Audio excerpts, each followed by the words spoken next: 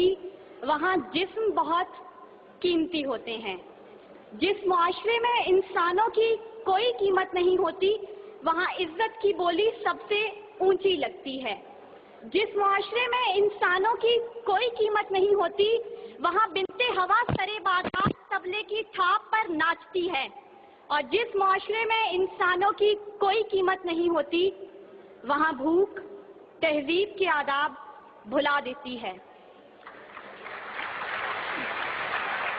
یہاں ہوس کے پجاری سیاہ راتوں میں سفید جسموں کا جیون سیاہ کرتے ہیں. یہاں پہ ناچتے پیروں کی تھاپ بکتی ہے. یہاں پہ جاگتی آنکھوں کے خواب بکتے ہیں. یہاں پہ پھول سے ہونٹوں کی پیاس بکتی ہے. یہاں پہ جسم ہے بکتے شباب بکتے. عالی وقار بھوک 2 وقت کی روٹی کے عوض بنت ہوا کو ابن آدم کی ہوس کا نشانہ بننے پر مجبور کر دیتی ہے. لیکن کہیں کوئی قیامت نہیں اترتی. 14 سالہ بیرا اپنی عصمت لٹانے کے بعد جان سے بھی ہاتھ دھو بیٹھتی ہے. لیکن کہیں کوئی قیامت نہیں اترتی. تھر کی جلتی ریت پر ننگے پاؤں چلنے والی قوم کا صدر اسلام آباد کی سڑکوں پر مرسیڈیز میں سفر کرتا ہے. لیکن کہیں کوئی قیامت نہیں اترتی. بلوچستان کی خشک سالی پر ایئر کنڈیشن کمروں میں منرل واٹر پی پی کر غور کیا جاتا ہے. لیکن کہیں کوئی قیامت نہیں اترتی. یہ شاہراہیں اسی واسطے بنی تھیں کیا کہ ان پر دیس کی جنتا سسک کر مرے. زمینیں کیا اسی کارن اناج اگلا تھا کہ نسل آدم و حوا بلک بلک کر مرے. ملے اسی لیے ریشم کے ڈھیر بنتی ہیں کہ دخترانے وطن تار تار کو ترسے. چمن کو اسی لیے مالی نے خون سے سینچا تھا کہ اس کی اپنی نگاہیں بہار کو ترسیں. عالی وقار یہ ہے اسلامی جمہوریہ پاکستان جہاں ہر کوئی اپنی دھن میں مگن ہے. سر کھجانے کی فرصت نہیں, دائیں بائیں کی فکر نہیں. ہر شخص بھوکا ہے. کوئی اقتدار کا طالب ہے تو کوئی شہرت کا بھوکا, کوئی دولت کا پرستار ہے تو کوئی پیٹ کا بھوکا, کوئی بھنگ کے ایک پیالے کے عوض اپنا سب کچھ نچھاور کرنے پر آمادہ تو کوئی طاقت کا بھوکا. کہت الرجال بڑھتا چلا جا رہا ہے. تہذیب و تمدن کے پیمانے ٹوٹ پھوٹ کا شکار ہو کر وقت کی ناقدری کا گلہ کر رہے ہیں. ہم زوال کی آخری حدوں کے بھی آخر پر پہنچ چکے ہیں. انصاف مہیا کرنے والے ادارے سسک کر دم توڑ رہے ہیں. ہر طرف سے ایک ہی پکار سنائی دیتی ہے, بھوک تہذیب کے آداب بھلا دیتی ہے. عالی وقار سنیے اگر آپ سن سکتے ہیں کہ جب بوڑھے پروفیسر کو 6 ماہ تک پینشن نہ ملی تو اپنی کن پٹی پر پستول رکھ کر بولا تھا, میرا پاکستان ہے یہ تیرا پاکستان ہے. سنیے اگر آپ سن سکتے ہیں جب تسنیم سولنگی بھوکے کتوں کا نوالہ تر بنی تو بولی, پڑے ہیں گم کٹہرے عدالتیں چپ ہیں. سنیے اگر آپ سن سکتے ہیں جب مزدور شام کو خالی ہاتھ گھر لوٹا تو اپنے بچوں سے نظریں چراتے ہوئے بولا, ہے تلخ بہت بندائے مزدور کے اوقات. سنیے اگر آپ سن سکتے ہیں کہ وزیر اعظم کی کھلی کچہری میں خود سوزی کرنے والا شخص بولا تھا, میں بھی پاکستان ہوں تو بھی پاکستان ہے. سنیے اگر آپ سن سکتے ہیں جب جاگیردار کے دستگیر غریب ہاری کی بیٹی کو اٹھا کر لے کے گئے تھے تو وہ بولا تھا, آواز دو انصاف کو, انصاف کہاں ہے.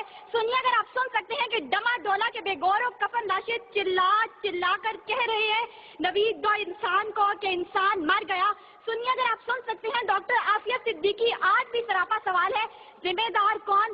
سنیے اگر آپ سن سکتے ہیں لال مسجد کے شہداء کہہ رہے ہیں, پاک فوج تو زندہ باد. اور سنیے اگر آپ سن سکتے ہیں جب بے روزگار باپ نے اپنی 3 جوان بیٹیوں کو موت کے گھاٹ اتارا تھا تو بولا تھا, عجب رسم ہے چارہ گروں کی محفل میں, لگا کر زخم نمک سے مساج کرتے ہیں.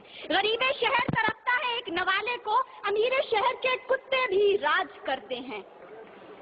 عالی وقار بھوک تہذیب کے آداب بھلا دیتی ہے. غربت سے مجبور لوگ اپنے بچے بھون کر کھا جاتے ہیں, اپنے گردے اور آنکھیں بیچ ڈالتے ہیں, اپنی 8 سالہ بچیاں دلالوں کے حوالے کر دیتے ہیں, اپنے خاندان کے ساتھ آگ میں کود جاتے ہیں, دریاؤں سمندروں میں چھلانگیں لگا دیتے ہیں, پنکھوں کے ساتھ لٹک جاتے ہیں, ٹرین کی پٹری کے آگے لیٹ جاتے ہیں. غربت, ظلم اور مہنگائی سے مجبور لوگ اپنے معصوم بچوں کے گلے کاٹ دیتے ہیں. عالی وقار صدارت، وزارت اور عمارت کے بھوکے تہذیبی اقدار کو پامال کر دیتے ہیں. کبھی تو چند کھوٹے سکوں کے عوض قوم کی بیٹیوں کو بیچ ڈالتے ہیں، تو کبھی مساجد کا تقدس پامال کرتے ہوئے انہیں لہو رنگ کرتے ہیں، اور کبھی اپنی ہی عوام سے کہتے ہیں میں تمہیں وہاں سے نشانہ بناؤں گا کہ تمہیں پتہ بھی نہیں چلے گا. جب لوگ یہ کہتے ہیں خدا دیکھ رہا ہے، میں سوچنے لگتا ہوں کیا دیکھ رہا ہے. علی وقار، اس سے پہلے کہ بھوک اس ملک کو کھا جائے، اس سے پہلے کہ لہجے بے آواز ہو جائیں، سر سنگیت سب بے ساز ہو جائے، ملت اسلامیہ کی یہ بیٹی، ملک و قوم کی بیٹی اور آپ کی بیٹی آپ سے استدعا کرتی ہے خدارا اس بوڑھے باپ کا سہارا بن جائیے جس کے بیٹے نے خود سوزی کی. خدارا اس عورت کے آنسو پوئنٹ ڈالیے جس کی بیٹی جاگیردار کی ہوس کا نشانہ بنی. اور خدارا ان معصوم بچوں کے سر پر دستے شفقت رکھیے جن کا باپ پولیس مقابلے میں مارا گیا. ان اشعار کے ساتھ ہی موضوع زیر بحث سمیٹتی ہوں. ستم ظریفی وقت نے کلیوں کی نزاکت کو، دلوں کی محبت کو اس طرح سے مسئلہ ہے، اس طرح سے کچلا ہے کہ زندگی اذیت ہے اور سانس کی بھی قیمت ہے. کس کا ہاتھ ہے جو خون سے رگا نہیں، کس کا گریباں ہے جو گرفت سے بچا نہیں. صدائے موت آتی ہے شہر بھر کی گلیوں سے، خون کی بو آتی ہے پھولوں اور کلیوں سے. شکریہ.